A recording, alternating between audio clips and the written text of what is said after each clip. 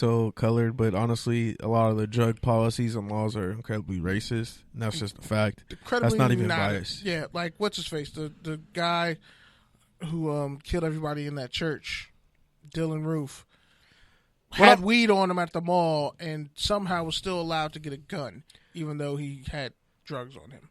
But whatever. What I'm saying is you can't really talk about drugs or even weed in this case without talking about race. Yeah, because white people can and have even class and even class. Yeah, Jim Irsay, criminal, should be in prison for the amount of drugs he had on him, and he had a deep. Don't even get me started on Jim Irsay. That shit has me really upset every time I think about it. Another issue they're going to be talking about in the labor agreements, season length. You know, we talked about it here as well.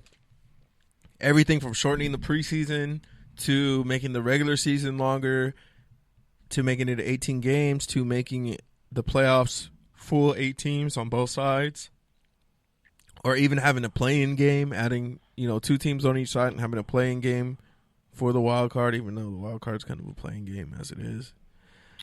Nonetheless, yeah.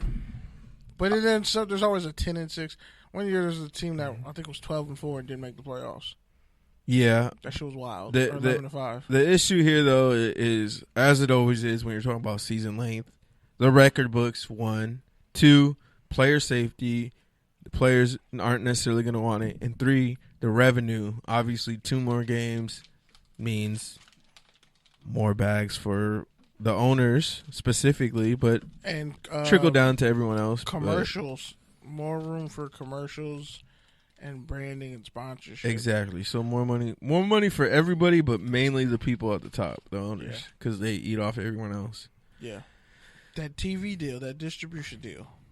And the reason why, in fact, that they do have a sense of urgency about this labor agreement specifically is this is their 100th season, so they kind of don't want to leave that lingering out there. And B, the new TV distribution deal, I believe, kicks in either this year or next year. But yeah, so they just want to get out in front of it, which is good for the NFL. But I don't know. I hope it's sincere. Like, it looks good. Like, hey, you guys are being proactive. But I hope it's like they're really like actually want to give the players what they want and actually want to find a common ground and not just like, hey, go ahead and bend over for us right now and sign this deal. Exactly. The other issue, and this one's really, really, really topical just based off of everything that's been going on with the NBA. You know, a lot of the NFL players are looking at these contracts that the NBA players are getting. You know, role players getting 10, 15 million. 20 million a year. And it all being fully guaranteed. And they're like, damn, maybe I played the wrong sport. I couldn't even get baseball money. You wish you could get baseball money. Can you even get hockey money? So they're looking at that. And this is another thing we've talked about throughout really the inception of the show. It's like, it's great that people like Kirk Cousins are getting full bags. Le'Veon Bell's getting more guaranteed money. There is more guaranteed money going around, but it's mainly at the top.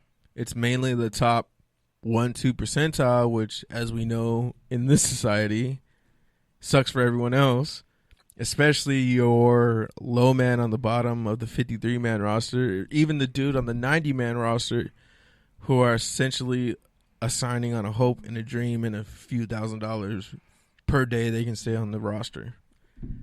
And also you have like my friends who played in the league or, you know, were in and out of the league. Like, to them, even getting an injury was, like, awesome because it meant that they were going to get the settlement. They were going to get a settlement and or stay on the roster because they're going to get on IR. So it's like that was job insurance for them, essentially. Yeah, and it's also almost like going to the medical ward in the Army or something. Like, oh, Trent, you're flat-footed. You can't make it. But I look at the sheer fact of you have all these players. They put in work. They have a, let's say, career year. It's time for them to get paid, as in any job market. They can they reevaluate you normally at the end of every year. You either get a raise or you don't. 6 months. Sometimes it's every 6 months. Some places you gotta wait a while. Whatever. But with the NFL, they can franchise. In journalism, you might never get one. You probably have to find a better job. You might have to just sell crack. Honestly, Yeah. you might just have to sell drugs and like get a brothel going. Well, but whatever. When you look at that reality, and you look at the NFL, where they can pretty much franchise tag you for damn near 2-3 years at a time. So, and they already own you for the first 4 years of your career. 7 years where you are negotiating a better deal to reset the market, only to the point where you might not even get paid, which is why I think I know what you're trying to say. Not for first round picks. That's why I said. No, I know what you're saying, but I think you're saying it wrong.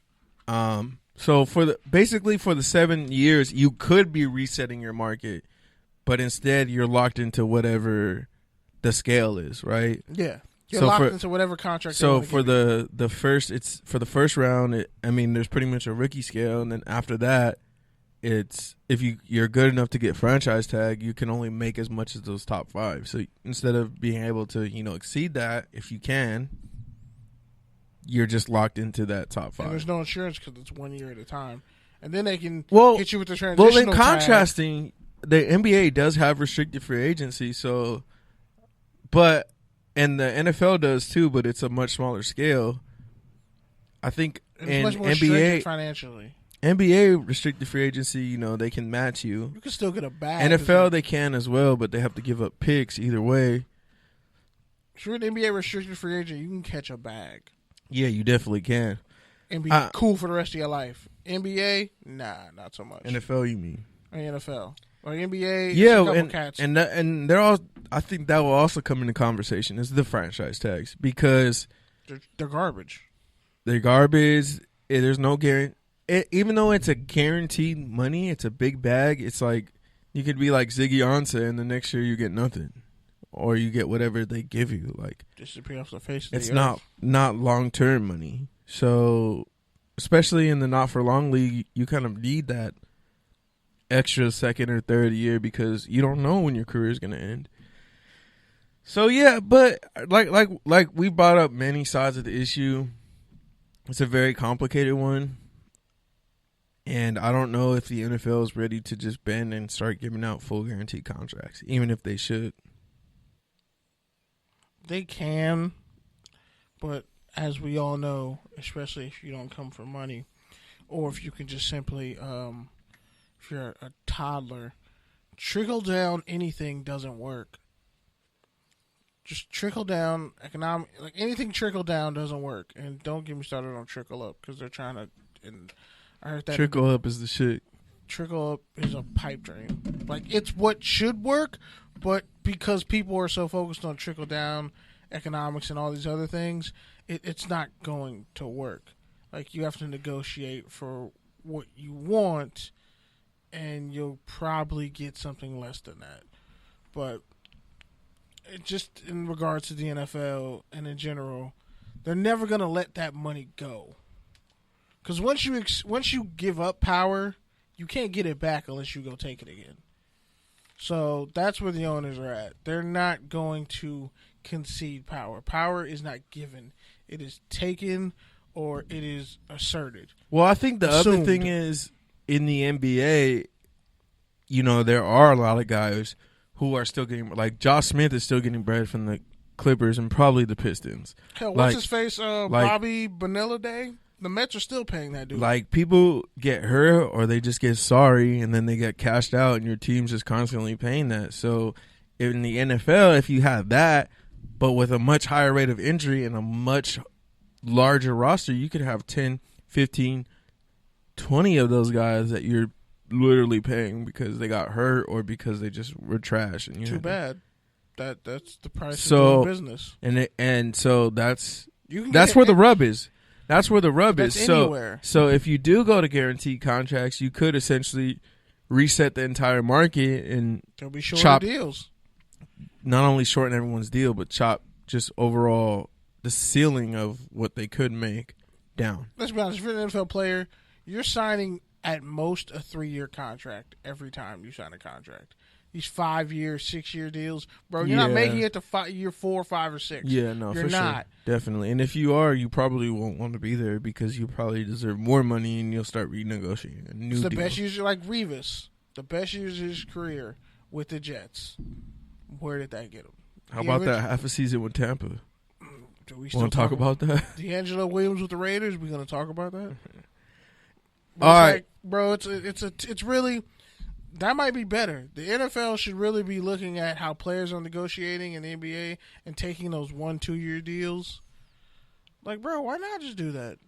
Give me approve it, but then all these cap guys would have to change. It would be a whole Moneyball situation. I think you would just have to see the financial shift and how teams spend money, and I don't think they're ready to do that yet. So we already kind of talked about medical marijuana, player conduct, season length, a little bit on revenue share, somehow white supremacy. Money, somehow white supremacy. But moving into more kind of future topics that will really factor into the CBA. Wait, Dirty Sprite with no ice? No, these two issues are really trending on the upwards these past few years for obvious legal reasons and also just technological advances. First up is sports betting. So obviously that's the NFL's next cash cow, just based off the fact that they already cutting deals with like Caesar's Palace, but California is going to make it legal pretty soon. It's already legal in Nevada, obviously. New Jersey's already legal. There's a couple other states that are making sports betting legal. So not only can you bet on games as you could before, but you're going to be able to start betting on single plays, on single statistics, in addition to all the other shit you could bet on, like fantasy and FanDuel, et cetera, et cetera. So essentially the NFL Players Association is going to want a cut of that bag, as they should, because obviously it's their players' likeness, and they're going to want a bigger share than whatever they're already getting now in licensing fees. And then the second one, which is kind of related to that, is just overall athlete data. Because there is more technology, you can put monitoring systems in helmets and shoulder pads and wherever else to track players' energy levels, to track their actual speed on plays and actual change of direction and acceleration, all that sort of stuff. Not only is it going to breed a new science behind, like, okay, what do you actually need to be good on this play or to be a great football player or whatever, but it's also going to help in terms of load management, which is a word I fucking hate. But get that phrase out of here, man.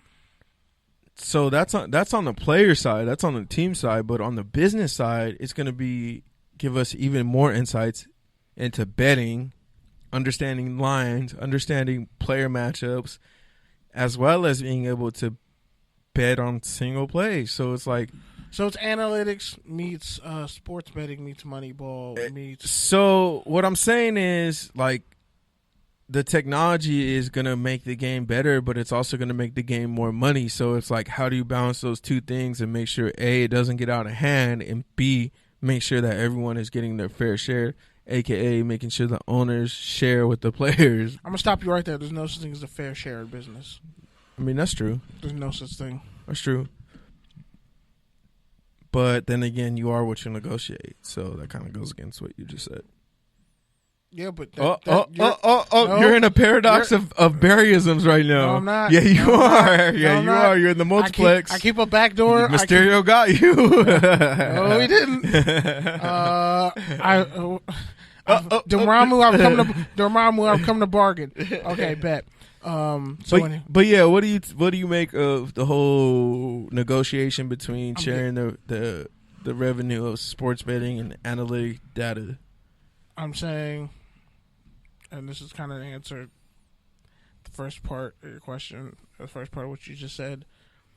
You're already negotiating from a point of unfairness, and you're negotiating your way up a hill, not down of it. Course, yeah. So that's like anything. But with the esports, because there's so much power behind it, and the owners of teams did not create this, it's almost like I look at it the same way I look at like blockchain and different other forms of currency. Like it's something you can't you didn't manifest it. You can try to put restrictions around it, but really